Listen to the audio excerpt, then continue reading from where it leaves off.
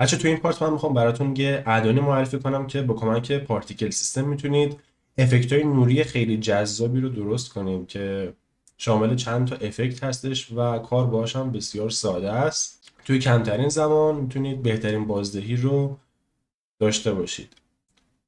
اسم این ادان پارتیکل ایکسی که میتونید از توی سایت دانلود کنید و نصب کنید. حالا در جلوتر کار با نحوه این ادان رو بهتون توضیح میدم. خب بعد اینکه این ادون رو شما روی بلندر نصب کنید، این رو از روی کیبورد که بزنید، این قسمتی که ادون رو نصب کردید از اینجا قسمت پارتیکل ایکس اسمش اینه، از اینجا میتونید اینو مشاهده کنید. ببینید از این قسمت یه کتابخونه هستش که توش لیستی از همین پارتیکل های آماده، افکت های نوری هستش. هر کدوم از اینا رو میتونید انتخاب کنید و اد پریست رو بزنید. حالا قبل از اینکه من اینو انتخاب کنم، من با همین کیوب شروع میکنم. ببینید مثلا من روی این کیوب میزنم و اینجا اد پارتیکل رو میزنم. از این قسمت هم از اینجا وارد رندر ویو میشم. روی ای وی هم هست. ببینید این بلوم رو فعال میکنم چون ما با بلوم خیلی کار داریم اینجا. من پلی رو که بزنم روی این کیوبه این پارتیکل اعمال شده و برای من افکت نوریه رو انجام میده. اینجا هم خب تنظیمات خاص خودشه. ببینید کانت مقدارش که 5000 تا پارتیکل سیستم داره و اینجا سورسش که روی فیس باشه، یعنی اون فیسی که روی این کیوب ما قرار داره. خب و اینجا هم که سایزش هم میتونم سایزش رو بیشتر و کمتر کنم و سایز رندوم داره. اینو به صورت رندوم بزرگ کوچیک کنه، یعنی قسمت هایش بزرگه و قسمت هایش کوچیکه. از این قسمت هم که داینامیکه، یعنی به صورت فیزیک روش اعمال شده. اگه استاتیک باشه خب به صورت استاتیکه و ما میخوایم که داینامیک باشه. و اینجا هم یه قسمتی داره فورس یا همون نیرو. ببینید مثلا من اینجا اگه روی این تویست بزنم و اد فورس اینجا بزنم، میبینید بهش نیرو اعمال میکنه و شما میتونید یه افکتای مختلفی باش بسازید. خب خیلی کاربردی هستش. و اینجا هم که امیشن استرنج که مقدار همون شدت نور و ایناشو تنظیم میکنه و اد هم که برای لایه های مختلف اون. و اگر هم خواستید روی این میزنید و کلر رو که بزنید کامل پاک میشه. این برای این قسمتشه. خب من برمیگردم فریم 1 و میتونم حالا این کیوب رو پاک کنم که اینم که نیرویی که وارد کردمه. از اینجا خود کتابخونه‌ای که داره به صورت آماده، مثلا من روی این اولیه بزنم و اد پریست که بزنم اینجا و پلی رو که بزنم، این پارتیکل و این افکت نوریش برای من اعمال میشه. خب اینم دقیقا من روی این که بزنم، ببینید از همونجا همون تنظیمات رو داره. یعنی قسمت کانت مقدار پارتیکلش، اینو شما میتونید بزرگ کوچیکش کنید، قسمت های بزرگ بشه، قسمت های کوچیک باشه. رنگش رو اینجا میتونید انتخاب کنید که به چه رنگ بشه. ببینید اینجا من میتونم رنگش رو تغییر بدم و اد فورس هم که بهتون گفتم نیرو میتونید بهش بدید. و اینجا هم البته یه دونه حالت گیرنده داره. من روی این کلیک میکنم و جی رو که بزنم، ببینید باهاش البته یه خورده نورش زیاده، شما اینو نمیتونید الان ببینید. اینو من یه خورده اگه نورش رو کم کنم، ببینید از این قسمت میشه یه خورده نورش رو کم کرد. ببینید من اگه اینو تغییرش بدم، میبینید این باهاش حرکت میکنه. خب اگه ثابت باشه که این به کار خودش ادامه میده. یعنی من با همین محرکی که اینجا هست میتونم پارتیکل رو کنترل کنم و تغییرش بدم.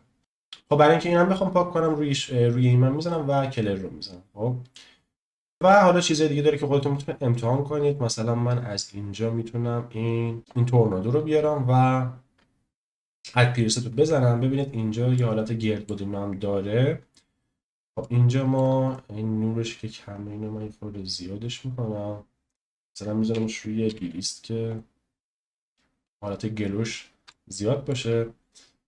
از همینجا هم که میتونید رنگش تغییر بدید. خب ببینید مثلا الان این خودش اینجا این فورس یا همون نیرو یا افکت تویست توش هستش که حالت شامل دورانی و گردباد اینا هست، خودش روش اعمال کرده.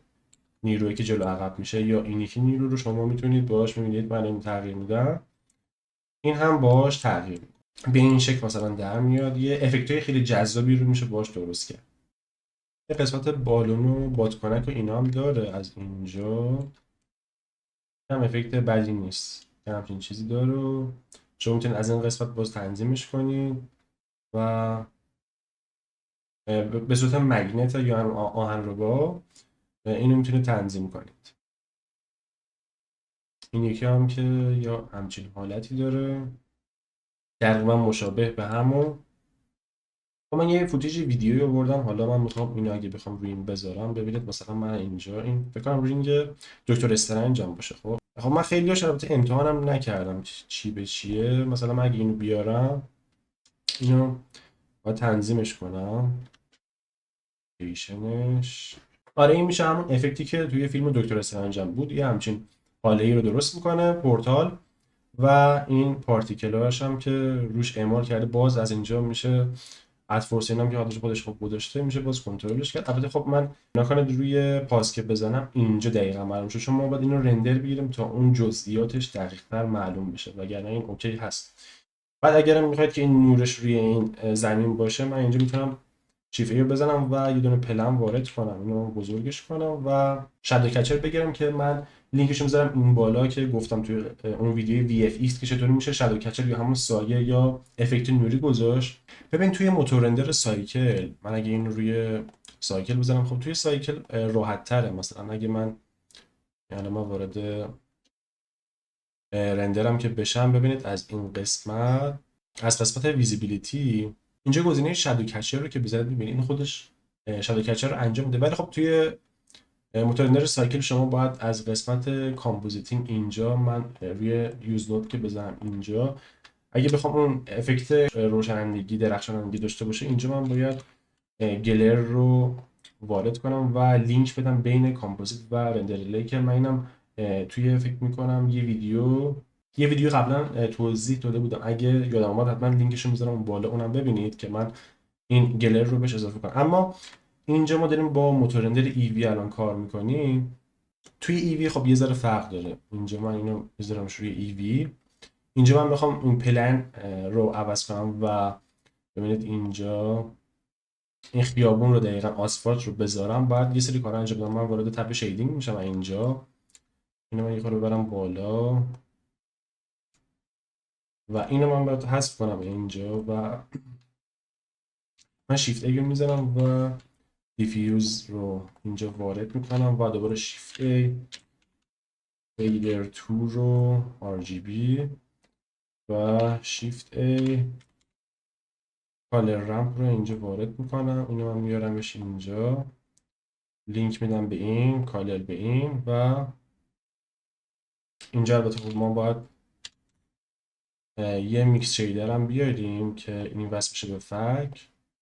اینا رو خیلی خوب باید لینک بدیم، یعنی یه خورده اشتباه بشه کلا قاطی قاطی میشه.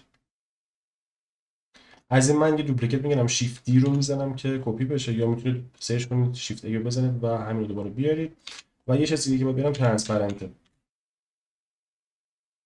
ترانسپرنت رو هم وارد میکنم اینجا. ببینید این میتونم به این وصل کنم و این یکی هم به این، فقط این که من رنگ اینو میتونم تیره کنم. خب و یه کار دیگه که باید بکنید روی همین پلنی که هست اینجا از قسمت تکسچر، تنظیمات تکسچر، این بلند مودش، اینو خود بیارم اینجا شما ببینید.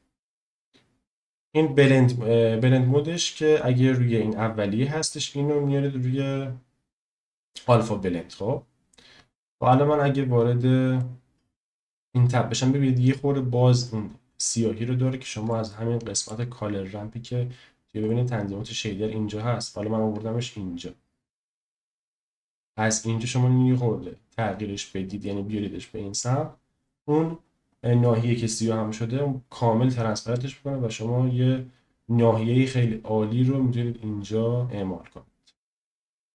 بچه یه چیزی که یادم رفت بهتون بگم، شما این سطحی که روی اینجا قرار داره، این پارتیکل رو باید به اینا برخورد بکنه، خب نباید از زیرش رد بشه.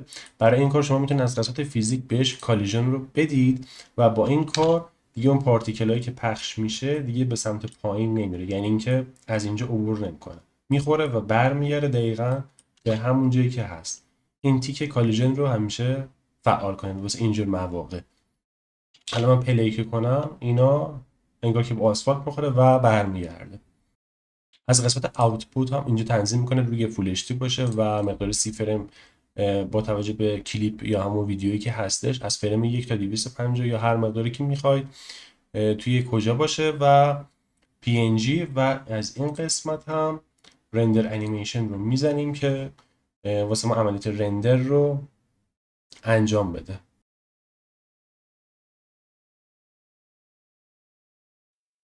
خب با کمک این ادان پارتیکل X میتونیم همچین افکت‌های نوری خیلی زیبایی رو درست کنیم. اگر ویدیو خوشت اومد لایک کنید، تو قسمت کامنت نظرتون رو بنویسید و بگید که من دیگه چه ویدیوهایی بذارم و برای دیدن آموزش بیشتر به کانال سر بزنید و سابسکرایب